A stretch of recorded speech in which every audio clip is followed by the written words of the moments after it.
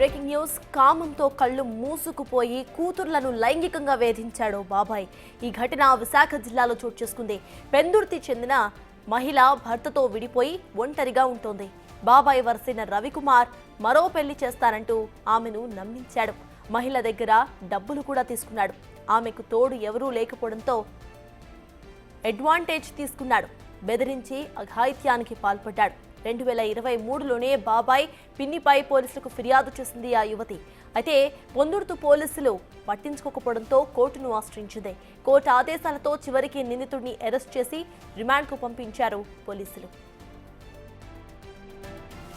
నేను పెందుర్తి పోలీస్ స్టేషన్లో మా బాబాయ్ మీద నాపై లైంగిక దాడులు చేసిన మా బాబాయ్ మీద కంప్లైంట్ ఇవ్వడం జరిగిందండి. నాకు చిన్నప్పటి నుండే తల్లిదండ్రులు లేని మూలన నా అమ్మమ్మ తాతయ్య నన్ను పెంచి పెద్ద చేశారు. ఎప్పుడైతే వాళ్ళు ముసలైపోయి చనిపోవడం అంటూ జరిగిందో అప్పటి నుండి పెబ్బిలి రవికుమార్ ఇంకా మా పిన్ని నన్ను గార్డియన్గా చూసుకున్నారు. కానీ వాళ్ళిద్దరూ మంచి మనుషులు కాదండి.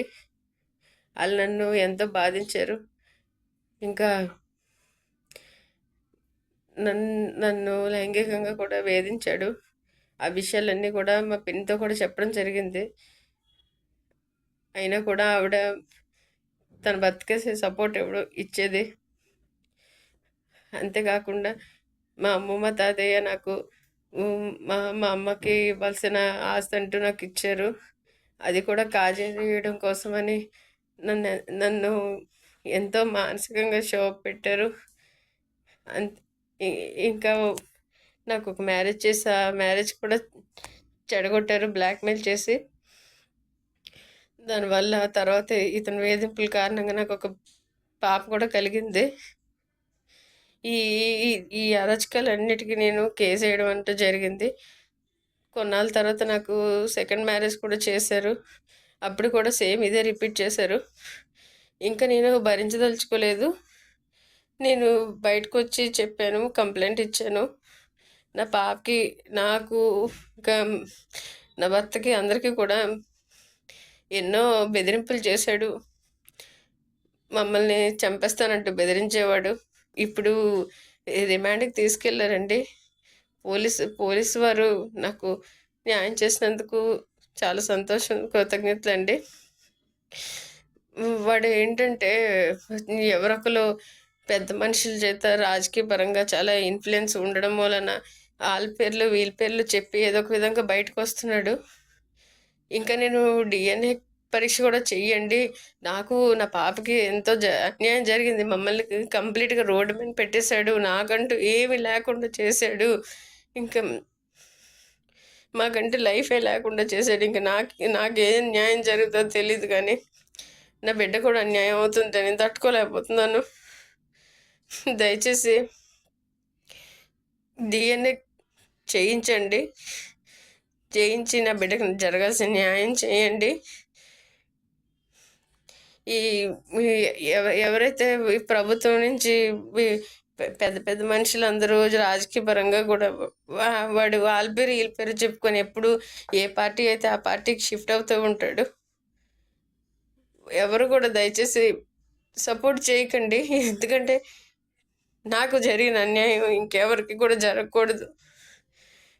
ఆడపిల్లల జీవితంతో నన్ను ఎంతో ఆడుకున్నాడు, నాకు భవిష్యత్తు అంటూ లేకుండా చేశాడు. మీరందరూ నాకు సపోర్ట్ చేయాలని నేను బ్రతిమలాడుకుంటున్నానండి. ఈ ఘటనకు సంబంధించిన అప్డేట్స్ మా ప్రతినిధి రాజు అందిస్తారు. రాజు, చెప్పండి. ఆల్రెడీ ఒకసారి పోలీసులకు ఫిర్యాదు చేసినా కూడా వాళ్ళు యాక్షన్ తీసుకోకపోవటం, ఆ తర్వాత కోర్టు సహాయం తీసుకున్నాక పోలీసులు రిమాండ్కి తరలించడం, అసలు ఎలా చూడాలంటారు? అప్డేట్స్ ఏంటి? అసలు కూతురు వరుస అయినటువంటి అమ్మాయి మీద లైంగికంగా దాడి చేసినటువంటి ఘటన చూస్తే సభ్య సమాజం కూడా సిగ్గుపడాల్సినటువంటిది. ఎందుకంటే వరుసగా బాబాయ్ పిన్ని ఇద్దరు కూడా ఒక పక్క నుంచి ఆ బాబాయ్ వరుస అవుతున్నటువంటి రవికుమార్ అనే వ్యక్తి ఆ కూతురు వరుస అయినటువంటి బాధితురాల మీద కొన్ని సంవత్సరాలుగా లైంగిక దాడి చేస్తూనే ఉన్నాడు. ఆ లైంగిక దాడి చేయడం, ఆ లైంగికంగా వేధింపులకు గురి చేయడం వల్ల వాళ్ళకి ఒక పాప కూడా జన్మించిందని, కావాలంటే DNA టెస్ట్ కూడా చేయమని బాధితురాలు చెప్తున్నటువంటి పరిస్థితిని బట్టి చూస్తే మనకు అర్థమవుతుంది. పెందుర్తి పోలీస్ స్టేషన్ లో గతంలో ఫిర్యాదు చేసినా కూడా ఇప్పటి వరకు ఎట్లాంటి చర్యలు తీసుకోలేదు.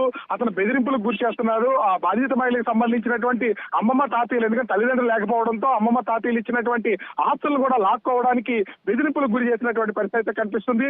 ముఖ్యంగా చూస్తే అటు విశాఖపట్నం నుంచి విజయవాడ తీసుకెళ్లి విజయవాడలో ఆమెకి అపార్షన్ చేయించే ప్రయత్నం కూడా చేసినటువంటి పరిస్థితి అయితే ఉందనేది బాధిత మహిళ అయితే చెప్తున్నటువంటి పరిస్థితి అయితే కనిపిస్తుంది. ఈ నేపథ్యంలోనే అటు రవికుమార్ కూడా టీడీపీకి సంబంధించినటువంటి కొంతమంది వ్యక్తులతో, ముఖ్యంగా ఒక ముఖ్యమైనటువంటి నాయకుడితో సత్సంబంధాలు ఉన్నటువంటి నేపథ్యంలో ఎవరు కూడా పోలీసులు కేసు పెట్టకుండా ఉంటున్నటువంటి పరిస్థితి ఉంది. ప్రస్తుతం రవికుమార్ కూడా టీడీపీలో కొనసాగుతున్నటువంటి పరిస్థితి ఉంది. ఈ నేపథ్యంలోనే బాధిత మహిళలకు కేసు పెట్టిన 2023 నుంచి కేసు పెట్టినా కూడా ఇప్పటి వరకు ఏ విధమైనటువంటి న్యాయం జరగకపోవడంతో కోర్టుకు ఆశ్రయించినటువంటి పరిస్థితి ఉంది. కోర్టు డైరెక్షన్ లో రవికుమార్ ని 3 రోజుల క్రితం విజయవాడ విజయవాడలో పోలీసులు అరెస్ట్ చేయడం, తర్వాత కోర్టులో ప్రొడ్యూస్ చేయడం, రిమాండ్ విధించినటువంటి పరిస్థితి ఉంది. ఇప్పటికైనా నాకు న్యాయం జరిగింది, కానీ నాకు రవికుమార్ వల్ల అతని భార్య వల్ల కూడా ప్రాణహాని ఉంది. ఆ ప్రాణహాని నాకు, నా పాపకి, నా భర్తకి ఎవరికి కూడా ప్రాణహాని లేకుండా ఉండేలాగా చర్యలు చేపట్టాలి.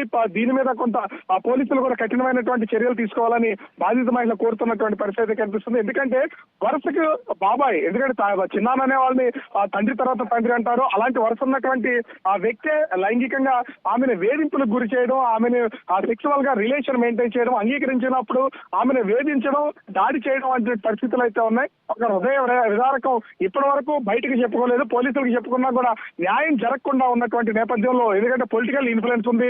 వివిధ రాజకీయ పార్టీలు ఏ పార్టీ అధికారంలోకి వస్తే ఆ పార్టీలోకి రవికుమార్ మారుతున్నాడని బాధిత ఆ మహిళతో చెప్తున్నటువంటి పరిస్థితి ఉంది. ఈ నేపథ్యంలోనే ఎవరికి పోలీసుల నుంచి న్యాయం జరగదు కాబట్టి కోర్టును ఆశ్రయించినటువంటి నేపథ్యంలో కోర్టు కూడా ఇప్పుడు ఒక డైరెక్షన్ ఇవ్వడం, దాని ద్వారానే ఆ రవికుమార్ ను పోలీసులు అరెస్ట్ చేసి రిమాండ్ కి పంపించినటువంటి పరిస్థితి ఉంది. ఇప్పటికైనా కోర్టు ద్వారా నాకు న్యాయం జరిగింది, అతను జైలుకి వెళ్ళాడు, కానీ నాకు, నా భర్తకి, ఎందుకంటే నాకు 2వ వివాహం బలవంతంగా చేశాడు, నా భర్తకి, నాకు, నా కూతురికి కూడా న్యాయం జరిగేలాగా కొంత చర్యలు తీసుకోవాలి, మాకు ప్రాణహాని ఉంది, మమ్మల్ని రక్షించాలంటూ థ్యాంక్స్ చెప్తున్నటువంటిగా ఒక వీడియో అయితే విడుదల చేసినటువంటి పరిస్థితి ఉంది. ఓవరాల్ గా చూస్తే ఈ విషయంలో మాత్రం కొంతమంది మహిళా సంఘాలు కూడా దీని మీద న్యాయం చేయాలి, బాధిత మహిళలకు రక్షణ కల్పించాలని డిమాండ్ చేస్తున్నటువంటి పరిస్థితి కనిపిస్తుంది. Right, thank you Raju.